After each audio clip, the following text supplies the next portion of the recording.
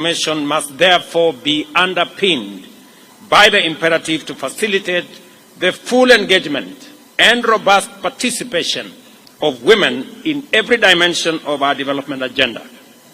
The bottom-up economic transformation agenda thus recognizes the unprecedented radical power in facilitating the full contribution of all our people in every sector, rather than just half of them. Twice as many opportunities will be created and exploited, and twice as much productivity will be unlocked. In our plan, we recognize the need to change the prevailing conditions and situations where female participation is key in key economic sectors remain minimal, with a vast majority of those women who participate being consigned to low-income employment and enterprise and under poor working conditions. Generally speaking, women remained excluded in decision-making within our governance and political institutions, while millions suffer or are vulnerable to sexual and gender-based violence. Moreover, health services have been inadequate for the needs of women and remained inaccessible and unaffordable. Environmental degradation, pollution, and climate change have complicated the lives and livelihoods of women, increasing their responsibilities in unpaid care work and thus accelerating poverty, early marriage, childhood pregnancies, and other disadvantaged conditions. Through highly intentional interventions, our bottom-up economic transformation agenda prescribed a pathway to transform the conditions, contributions, and participation of women in national development by deliberately eliminating every cultural, political, social, and other excuse for treating women unjustly. To achieve this, we recognize that we would have to direct unprecedented levels of investment to promote inclusion and affirmative action in socio-economic sectors. Specifically, we undertook to provide financial inclusion and capacity building for women through interventions like the Hustler Fund in women-led cooperative societies, chamas, merry-go-rounds, and table banking initiatives, and to take measures to protect them from predatory lenders. We've also resolved to be highly intentional, as I was requested here by the women rep of Embu County, in actualizing the constitutional gender inclusion principle, or the one-third rule, through various strategies, including at the party level and policy levels for elective representative positions in Kenya. Our agenda also committed to confront the issue of violence against women more directly, including through the deployment of increased personnel at the gender desks in our police stations and enhanced funding for the anti-female genital mutilation campaign, as well as upholding the dignity of girls and women, especially in learning institutions, by providing menstrual hygiene products free of charge. The impact of this investment has been radically transformative. As I explained yesterday, during the launch of the G7 caucus strategy, women have remained consistent in the uptake of various financial inclusion funds. And at the same time, we have disbursed 942 million to 1.4 million women who are members of 53,000 women groups and that are already accessing affordable financial facilities through the Women Fund. I have asked the CS responsible for Women Enterprise Fund, Madam Aisha Jumwa here, that we will do at least 3 things that must make women enterprise significant, different, and intentional. Number 1 is to eliminate the requirement for collateral when women are borrowing money from Women Enterprise Fund. Number 2 to reduce interest rate for women borrowing under Women Enterprise Fund to only 6%. And number 3, that we are going to enhance the money as the ministry works on eliminating and structuring the fund so that we can reach more women in Kenya. I also undertook yesterday that on the matter of the 2/3 gender rule, I am happy that members of parliament have now committed that the quest, the search for this solution on the 2/3 gender rule will be found this time round. Kwa hivyo nataka wamama wajue, vile tumesema, katiba ya Kenya inasema ya kwamba wamama wapatiwe nafasi sawa na wanaume katika uongozi wa taifa letu la Kenya.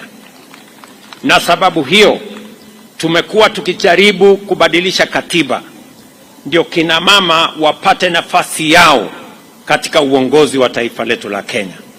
Nataka niwaambie kina mama ya kwamba niliandika taarifa kwa bunge letu la Kenya kuwashawishi ya kwamba hii changamoto tumekuwa nayo, mambo ya katiba ambayo tulipitisha ya kuwapatia kina mama nafasi yao ya uongozi katika Kenya. Jameni, safari hii tuungane sote, kina mama pamoja na wanaume, kubadilisha sheria yetu ndio kina mama wapate nafasi yao ya uongozi katika taifa letu la Kenya.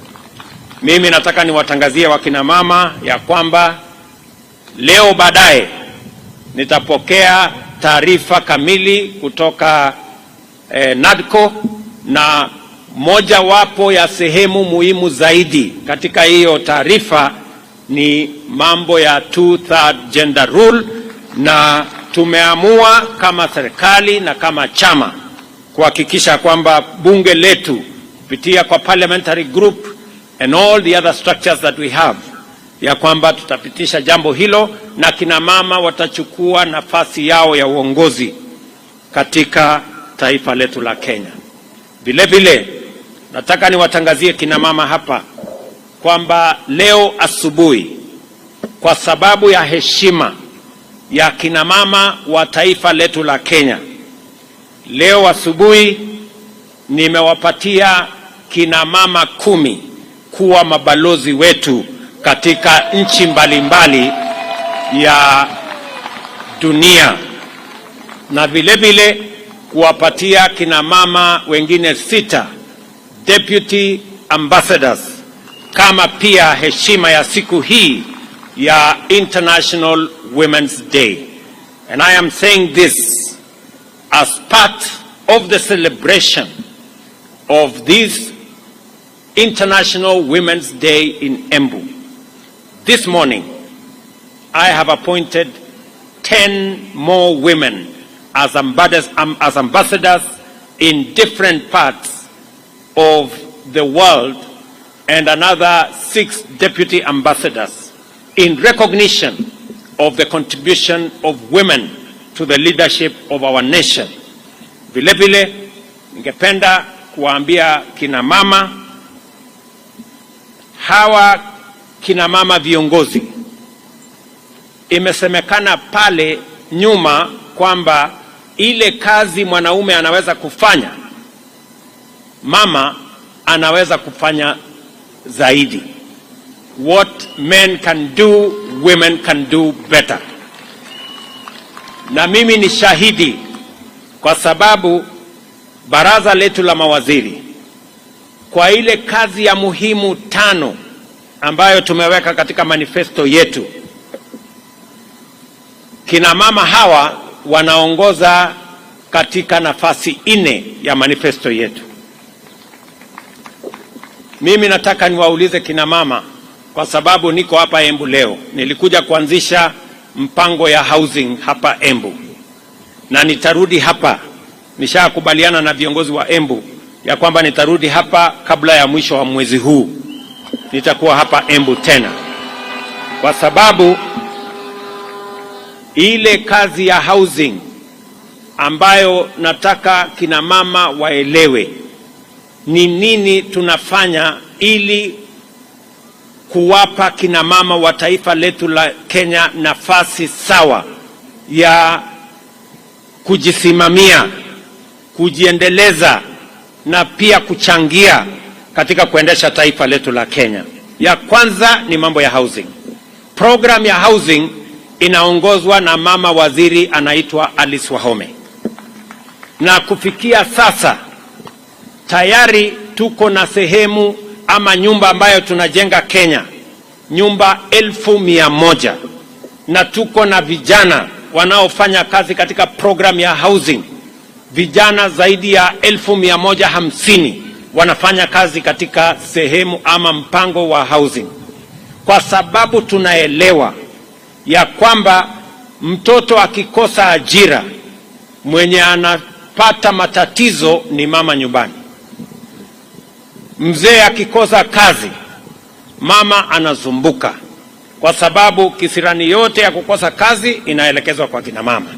Kwa hivyo mpango yetu ya kuhakikisha ya kwamba tuko na nafasi ya ajira katika taifa letu la Kenya ni mojawapo ya mambo ambayo tunafanya ili tuhakikisha ya kwamba tuko na taifa ambayo inaweza kujisimamia. Jambo la pili, program yetu ambayo tunaendesha kwa mambo ya kuhakikisha kwamba tuko na matibabu. Na nataka nimshukuru gavana wenu hapa, kwa sababu mimi na yeye tumeungana katika ile program ya community health promoters. Hapa Embu muko na community health promoters zaidi ya 1,500. Hawa wote wametambulika na huyu mama Ses Mbarire, na mimi nimempatia equipment ya kuhakikisha ya kwamba wanaweza kwenda kusimamia mambo ya matibabu katika kila kijiji. Vile vile mama mwenzake anaitwa Susan Namkumicha ndiye anasimamia afya katika taifa letu la Kenya. Na nimesikia hapa kina mama wakisema mtoto akiwa mgonjwa mama ndio daktari, mzee akiwa mgonjwa mama ndio daktari, mama mwenyewe akiwa mgonjwa pia yeye ni daktari. Na kwa sababu hiyo tunataka kurahisisha kazi ya wamama kushughulikia matibabu katika taifa letu la Kenya. Na ndio sababu hiyo tumesema tunafanya mambo manne ya muhimu, na ndio tumebadilisha sheria. Tuko na sheria mpya. Ya kwanza ni kuhakikisha ya kwamba matibabu inapatikana katika kila kijiji kupitia kwa community health promoters. Ya pili ni kuhakikisha ya kwamba bima ya afya inapatikana kwa bei ambayo kila mwananchi anaweza kufikia. Wale mlikuwa mnalipia shilingi 500, mmesikia tutapunguza ikuje shilingi 300. Na wale ambao hawana uwezo kabisa, kwa mara ya kwanza, wale ambao hawana hata hiyo 300, kwa mara ya kwanza tumesema tutawalipia kama serikali ya Kenya. Ndio kila Mkenya aweze kwenda hospitali, atibiwe na aende nyumbani bila ya kuulizwa pesa yeyote. Na ya tatu, tumekubaliana vile vile ya kwamba kwa wale ambao wanapatikana na ugonjwa ile iko na kisirani na kiburi, ile kama ya kansa, ya hypertension, ya diabetes, pia katika hii mpango mpya tumeweka pesa ya kutengeneza chronic illness fund ambayo itasimamia matibabu ya yale magonjwa ambayo yanaleta hasara, yanasababisha watu kuuza ng'ombe, kuuza mali katika kutafuta hali ya matibabu katika taifa letu. Mimi nataka niwaeleze kina mama wetu wa Kenya ya kwamba katika harakati hiyo yote tunataka kuhakikisha kwamba taifa letu hasa kina mama wanapata nafasi ya kutosha ya kusaidiwa, ili majukumu ambayo mumeeleza hapa. Nimesikia Cecily amesema majukumu yenu ni mingi. Naanza asubuhi, tayarisha watoto, tayarisha mzee, saa 6 jioni, hata amesema kuna kazi nyingine ya saa 6 ya usiku. Sasa hajatueleza hiyo saa ya saa 6 ya usiku ni gani, na kama ni ile mimi ninajua. Nataka niwaambie wazee pia, tafadhali mubadilishe style, ndio wamama wasikuwe na kazi ngumu, si ndio? Wanaelewa vile nimesema. So kwa sababu majukumu yenu ni mengi, mimi nataka tukubaliane vile tutasonga mbele kama taifa. Vile vile kina mama, kama hakuna chakula, mama ndio mwenye kuulizwa, na ndio sababu hiyo pia katika mpango yetu tumesema kuzalisha chakula itakuwa kazi yetu ya kwanza na ya muhimu. Na mimi nataka niwashukuru wakulima, hasa kina mama, kwa sababu wengi wa wakulima ni kina mama. Mwaka huu kwa mapenzi ya Mungu tumeongeza chakula kwa sababu Mungu ametusaidia mvua, na tumekuwa mpango ya kuhakikisha kwamba mko na mbegu, na tumepunguza pia gharama ya mbolea. Mimi nataka niwaulize kina mama wa Kenya katika ghafla hii ya kwamba tena tumeweka mpango kamili ya kuzalisha chakula Kenya. Ndio kazi yenu ya kulisha familia zenu iwe kazi rahisi, na ndio sababu hiyo tumeweka mpango kamili. Mwaka huu tutaongeza ile mbolea itapatikana hadi makunia milioni 6, na ile bei ambayo ilikuwa 5,000 6,000 vile mnajua tumepunguza, imekuja shilingi 2,500. Na mwaka huu ama mwaka uliopita, kwa mapenzi ya Mungu, mazao yamepatikana kwa wingi na chakula imeanza kupatikana kwa njia ya urahisi. I want to ask farmers, especially our women, because they are the backbone of our agriculture, that this time round we double our efforts. We have made arrangements on how we are going to ensure that our agriculture expands, our productivity expands. We are going to deliver more seed, affordable fertilizer, and support farmers so that we can eliminate the shame of hunger in our country. Nataka vile vile niwaeleze kama kina mama wa taifa letu la Kenya kwamba katika harakati hiyo pia mama mmoja hapa nimemtuma apange ajira ya vijana wa Kenya kule nchi ya nje, na tuko na hiyo mpango. Leo asubuhi nilikuwa na mkutano mkubwa ya kupanga vile ajira itapatikana kwa mitandao, tuhakikisha kwamba digital jobs become a reality. And I want to ask our girls and our women to focus their attention on the opportunities that we have for employment, so that they don't become vulnerable to vices of early pregnancies and also other vices. And I want to commit that the government of Kenya, we are going to mobilize every resource to protect our girls, to protect our mothers, to protect our wives, to protect our women, and to protect our daughters. Tutahakikisha ya kwamba kina mama wa taifa letu la Kenya wasipatikane mahali ambapo kuna watu wanataka kuwatumia kwa njia ambayo sio nzuri. Mimi nataka niwaulize vile vile kwamba kina mama tusaidiane, wazee tusaidiane. And I want to ask the women of Kenya to listen to me. As we believe in you, the women of Kenya must believe in themselves. It begins with women believing in themselves. And we will work, we will do whatever we can to support women. But I must say to the women of Kenya, you must start by believing in yourselves. That way you can make progress, and together we can make progress. Kwa hivyo mimi nataka niwashukuru sana kwa nafasi ambayo mmenipatia hapa Embu.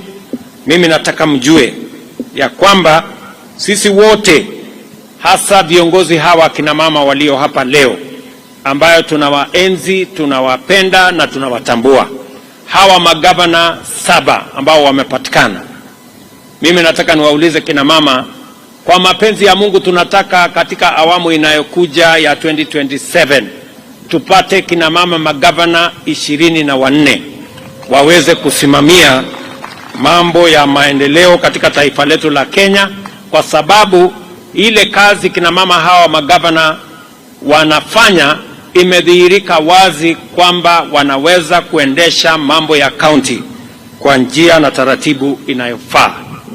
Vile vile nimesikia vile gavana wenu wamesema hapa kwa mambo ya upishi ama mambo ya kutafuta vile tunaweza kupunguza mzigo wa kutafuta kuni na kufanya kazi hiyo ingine, mambo ya gas, mambo ya electricity. Mimi nitangaze hapa ya kwamba mwaka huu tumerudisha ile mpango ya last mile connectivity, kupeleka stima kwa manyumba ya wananchi.